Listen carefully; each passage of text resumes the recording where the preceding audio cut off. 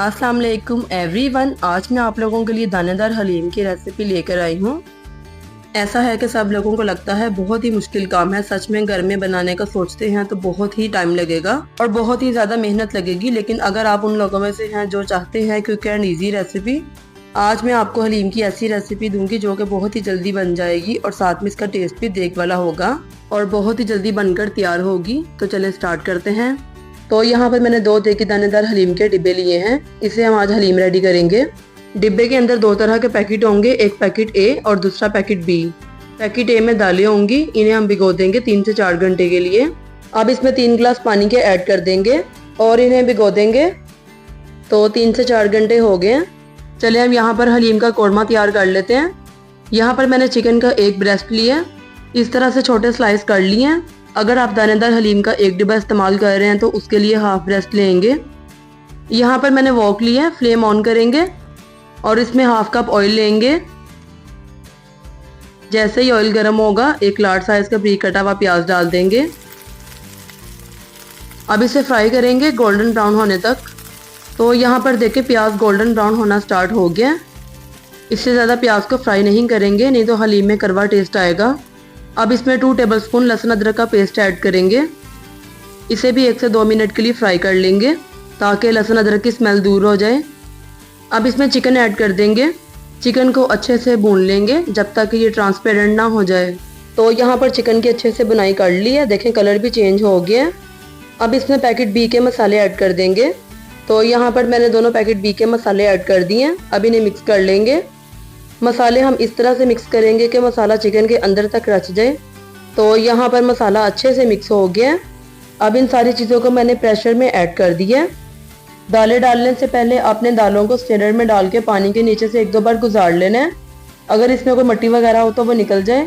और दालों को हम प्रेशर में कुक करेंगे और जो इसका मज़े का टेस्ट प्रेशर में बनेगा वो वैसे पतीली में नहीं बनेगा, इसलिए हम इसे प्रेशर में डालेंगे और कुक कर लेंगे और बहुत ही जल्दी बनकर तैयार हो जाएगी। मिक्स करेंगे और अब इसमें 14 गिलास पानी के ऐड करेंगे।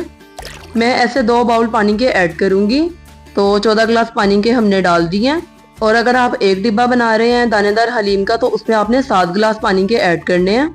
और अब यहाँ पर 30 मिनट्स के लिए इसे प्रेशर दे देंगे मीडियम टू लो फ्लेम पर। तो यहाँ पर देखिए हमारी विसल बोल रही है। तो 30 मिनट हो गए हैं, विसल को उतार लेते हैं और चेक कर लेते हैं। चले मैं आपको चेक करवाती हूँ। ये देखें दाल और बोटी कितने अच्छे से गल गई हुई है। अब हम सारी बोटियों को बाउल में निकाल लेंगे। ऐसा है कि हम जब दाल ग्राइंड करेंगे उसमें बोटियाँ भी ऐड कर देंगे ताकि दाल और बोटियाँ दोनों का अच्छे से ब्लेंडर हो जाए। अब यहाँ पर सारी दाल मैंने इस तरह जग में डालकर ग्राइंड कर ली है। तो यहाँ पर मैंने सारी हलीम ग्राइंड कर ली है। अब इसे वॉक में डाल दूंगी।